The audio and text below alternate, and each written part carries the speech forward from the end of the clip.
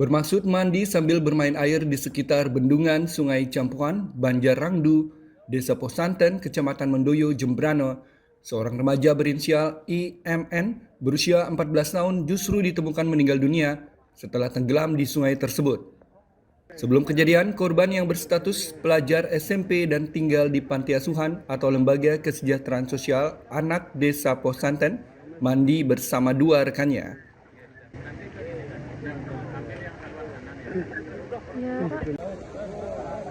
Saat bermain air, ketiga remaja tersebut melompat dari senderan yang berada di sisi dam. Sesaat setelah masuk ke air, korban tidak muncul ke permukaan. Kedua rekannya berusaha memberi pertolongan, namun upaya tersebut tidak berhasil karena kemampuan berenang yang terbatas. Kondisi sungai yang cukup dalam serta air yang keruh membuat keberadaan korban sulit ditemukan. Untuk menemukan keberadaan korban, tim SAR Jembrana menurunkan 2 personel penyelam di titik lokasi tenggelam yang memiliki kedalaman sekitar 6 meter. Air sungai yang keruh ditambah jarak pandang yang sangat terbatas membuat tim SAR menggunakan metode perabaan saat melakukan penyelaman. Berselang 3 menit setelah dilakukan penyelaman, korban berhasil ditemukan di dasar sungai.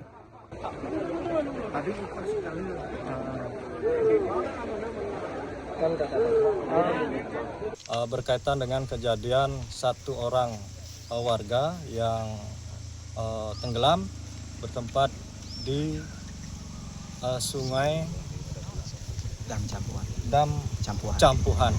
Jadi 3 orang, yang pertama itu mandi, melaksanakan permandian, lompat dari senderan dam, samping dam tersebut, jadi mandi, dan 1 orang dan langsung tenggelam. Itu info yang kami dapat, diperkirakan itu pada pukul 14.30. Menerima info tersebut dari Bapak Dewan yang ada di sini, kami langsung siapkan peralatan, alat diving, pulsar air lainnya. Pasca evakuasi, jenazah korban selanjutnya dibawa menuju Rumah Sakit Umum Negara Jembrana. Laporan Tim Liputan Jembrana, Garuda TV.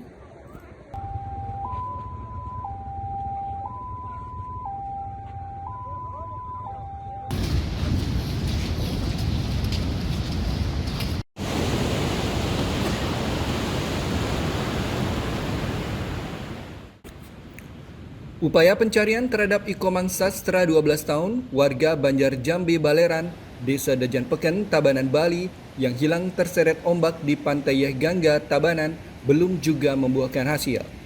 Karena hingga hari ke-7 belum ada titik terang terkait keberadaan korban, disepakati oleh seluruh tim SAR gabungan, aparat setempat, dan pihak keluarga bahwa operasi SAR dihentikan.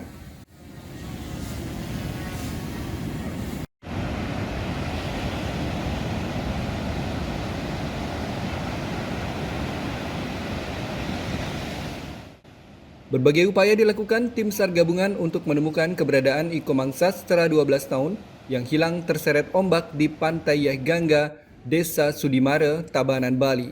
Pencarian dilakukan dengan mengerahkan tim yang bergerak di darat, di laut, serta udara dengan menggunakan drone thermal menyisir sepanjang pantai. Pencarian melalui jalur udara juga melibatkan helikopter dari SGA Air Bali. Namun hingga pencarian berakhir, belum ditemukan tanda-tanda keberadaan korban. Meskipun operasi SAR ditutup, jika ada laporan penemuan korban akan segera diatensi. Atas nama Ikoman Sastra, usia 12 tahun, jenis kelamin laki-laki, kami sampaikan perkembangan operasi SAR sampai hari ke-7. Hari ini operasi SAR kita hentikan karena belum adanya tanda-tanda penemuan korban. Dan kita sudah bersama dengan stakeholder, bersama dengan tim SAR gabungan dari BPBD, Kabupaten Tabanan, Polres Tabanan, Polsek Tabanan, Brimob Batalion B Pelopor 5, Buana Bali Rescue, Porari Bali, dari SARDOC Indonesia.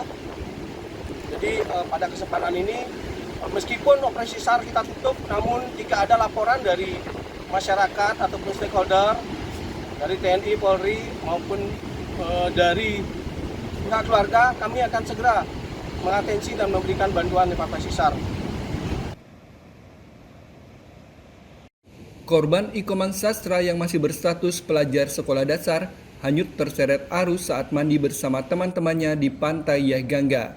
Korban yang masih duduk di bangku kelas 6 sekolah dasar diketahui pergi ke Pantai Yahgangga tanpa izin orang tua. Sebelum kejadian, korban bersama sejumlah temannya mandi di kawasan pantai untuk mengisi waktu liburan. Namun derasnya air laut tiba-tiba menyeret korban hingga hilang tertelan ombak. Laporan Tim Liputan Tabanan, Garuda TV.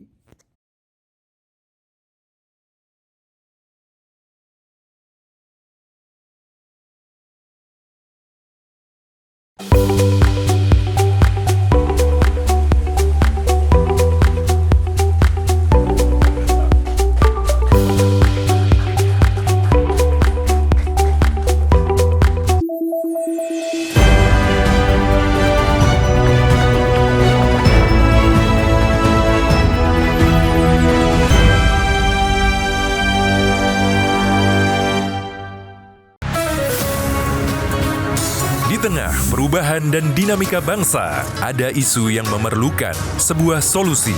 Menyinggung soal SARA seandainya tidak hati-hati. Semua tata kelola penyelenggaraan ya itu harus bersih. Bersama narasumber terpercaya, mengulas topik terkini untuk negeri. Indonesia Kita, Senin sampai Jumat pukul 7 malam. Hanya di Garuda TV.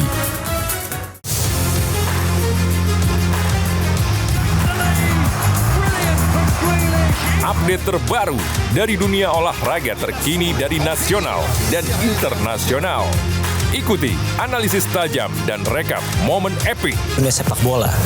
Namun, yang menjadi sorotan utama pada kemudian di sini mungkin Hafner akan tetap. Saksikan Sport 8 setiap hari pukul 11 malam dan 7 pagi hanya di Garuda TV. Sambut pagi Anda dengan informasi terbaru yang tepat dan terpercaya. Sebanyak 1.050 unit hunian sementara telah rampung dibangun sebagai bagian dari upaya percepatan penanganan pasca bencana. Dengan informasi paling relevan dan terkini. Pembangunan kembali seperti perumahan dan infrastruktur dapat mendorong pertumbuhan ekonomi di daerah. Laporan 8 pagi setiap hari pukul 6 pagi hanya di Garuda TV.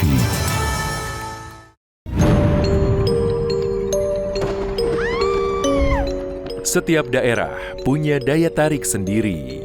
Cerita rakyat yang turun-temurun masih hidup hingga kini. Legenda yang diwariskan hingga misteri yang jarang terungkap. Ratusan peti mati serta berbagai jasad yang dibalut kain. Saksikan misteri hidup. Hanya di Garuda TV.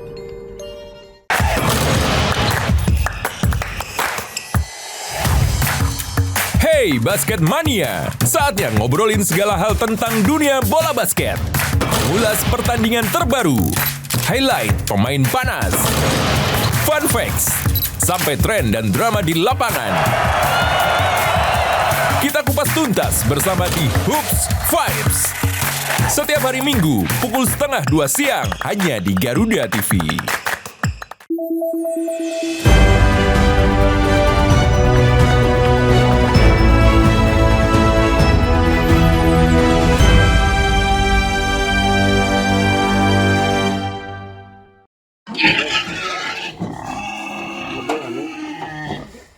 permintaan daging babi di Bali dipastikan akan meningkat menjelang Hari Raya Galungan beberapa hari mendatang.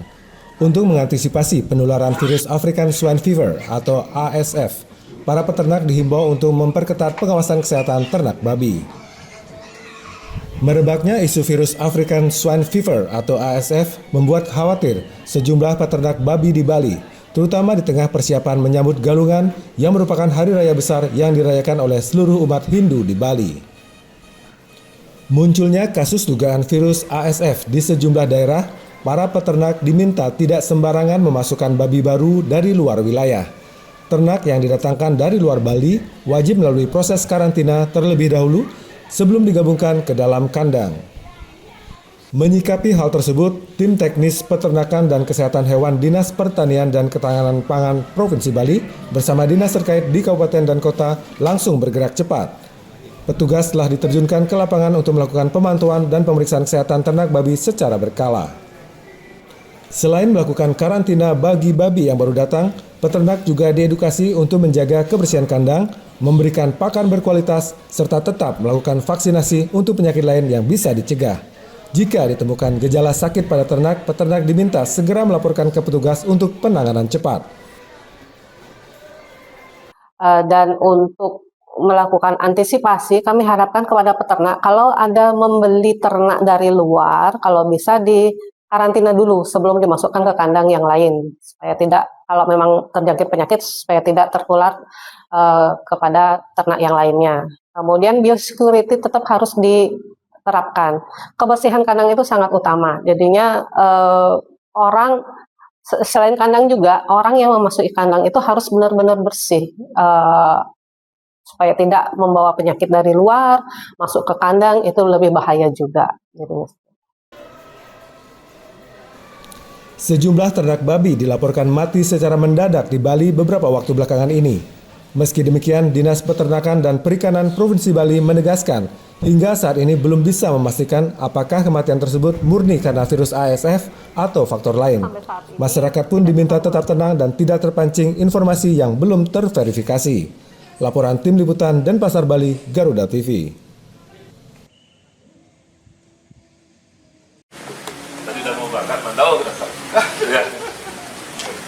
Kedekatan Dr. Ketut Putra dengan Ketua DPD Partai Gerindra Bali, Made Mulyawan Arya D. Gajah, mencuatkan spekulasi bergabungnya sosok yang akrab disapa Dr. Caput ke Partai Gerindra.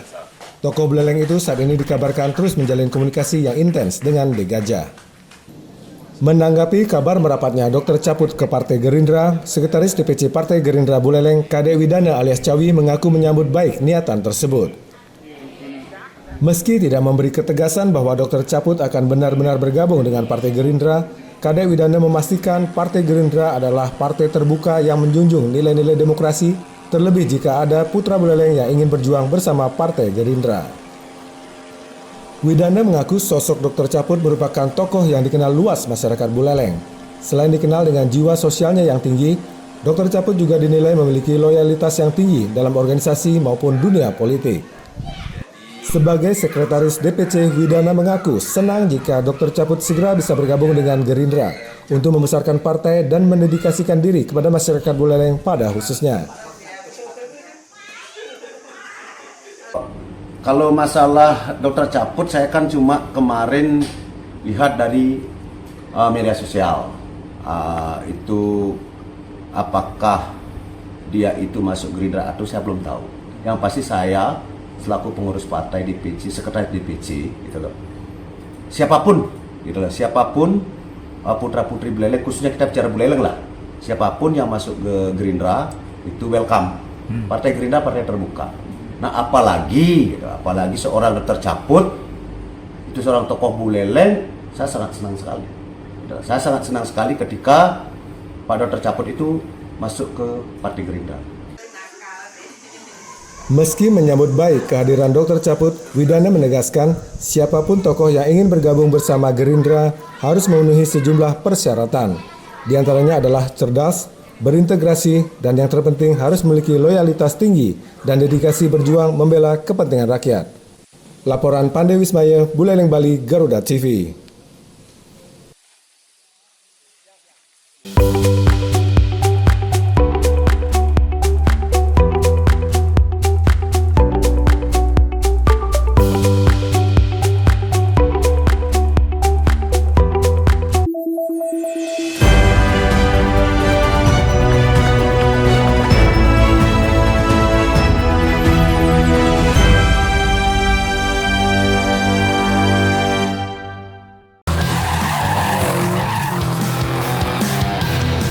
saksikan semua hal menarik tentang otomotif di sini. Pembalap harus mencetak catatan waktu tercepat.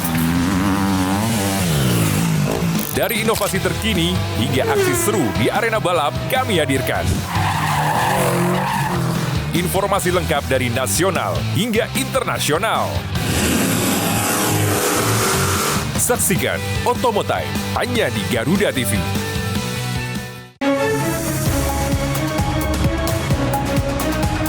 Rangkaian informasi terkini dan mendalam, mengupas peran strategi dan peran penting para pengambil kebijakan. Orang yang bersih, orang yang tidak korup. Kuotanya sudah dinaikkan 15%. Menghadirkan fakta, bukan wacana. Kalau LPM kamu saya tanda tangan. Dalam Kabinet Merah Putih, Senin sampai Jumat pukul 5 sore. Hanya di Garuda TV. Menyorot setiap detik penting dari peristiwa mancanegara, dinamika politik internasional, hingga kebudayaan bangsa. Presiden Amerika Serikat Donald Trump menyambut kedatangan Presiden Ukraina. Ikuti langkah Presiden dan para pemangku kepentingan di kancah kerjasama internasional. Perbatasan diplomat Thailand dan Kamboja bertemu di pos perbatasan Dunia Kita, setiap Jumat pukul 4 sore hanya di Garuda TV. Dinamika peristiwa publik terus bergerak, informasi terkini, akurat, dan terpercaya. Pemerintah juga terus mempercepat penyaluran dana tunggu hunian bagi korban bencana alam di Sumatera Barat. Menemani waktu sore Anda dengan perkembangan berita terbaru. Laporan 8 petang, pukul 6 sore. Hanya di Garuda TV.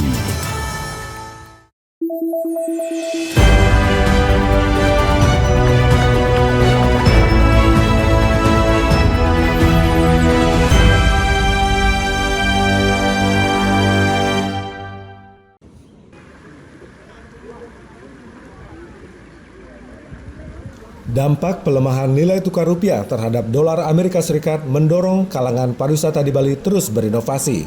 Berbagai event promosi gencar dilakukan agar kunjungan turis ke Pulau Dewata terus mengalir.